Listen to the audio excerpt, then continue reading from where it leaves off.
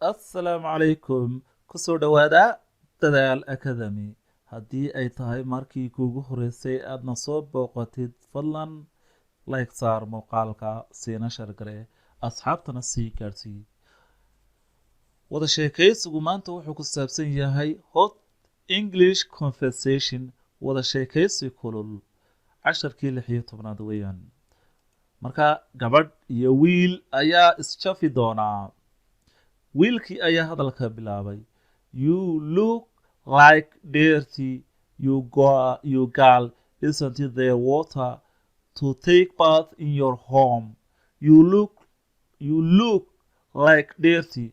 waxaad u eg tahay wasakh. You girl, gabar yahay. You look like waxaad u eg tahay dirty, wasakh. You girl, gabar yahay. Isn't it there water? biyo miyaanay jirin. Isn't there water? biyo miyaanay jirin to take bath aad ku qabaysatid in your home, gurigiina ama gurigaaga. You look like waxaad u eg tahay dirty, wasakh ama diifa kaa muuqataa. You girl, gabar yahay. Isn't there water? biyo miyaanay biyo jirin to take bath aad ku qubaysatid in your home, gurigaaga. gabadhii ayaa hadalka qaadatay. girl waxay tidhi, look, yaa ila hadlayaa something shay self maye. look at yourself, naftaada eeg. before me, aniga intaanadi eegin naftaada eeg bay tidhi. boy, wiil yahow. waxay tiri gabadhii, look, fiiri, who's telling me something? yaa waxii sheegaya. look, eeg bay tiri. who's telling me something? yaa waxii sheegaya.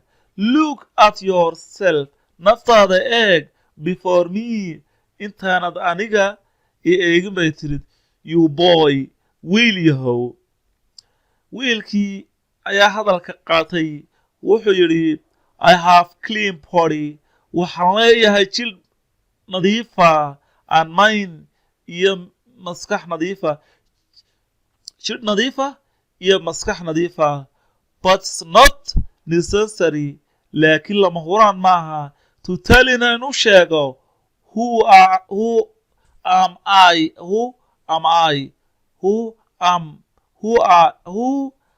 I am waxaan ahay. who I am ciddaan ahay. someone who is like you, qof adigoo kalaa.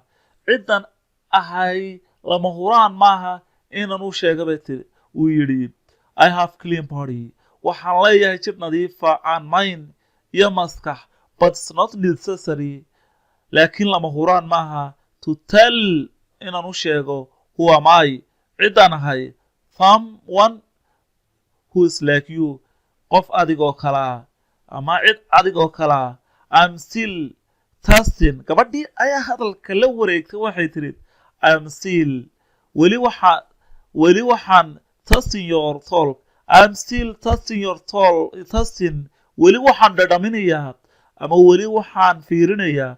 I'm still testing, weli waxaan dhadhaminayaa your talk, hadalkaaga. something shay that you have taken, aad ka soo qaadatay someone else, qof kale. isn't that? sidaa miyayna ahayn? war saas maan ahayn? wiilkii ayaa hadalka la wareegay. wuxuu yidhi, everybody has a right, qof walba xaq buu u leeyahay to talk, inuu hadlo. but not talk, laakiin xaq uma leh what's not right, waxaan xaq ahayn inuu ku hadlo. xaq uma leh qof walba. wuxuu yidhi markaa uu u manad sheegtay oo wuxuu u qaban jiray ayuu sheegay. am shoulder, waxaan ahay garabkaagii. am shoulder, waxaan ahay garabkaagii. who helps, kaasoo ku caawin jiray. who helps you, kaasoo ku caawin jiray. at the every competition, tartan kastaba in schoolka ka dhaca.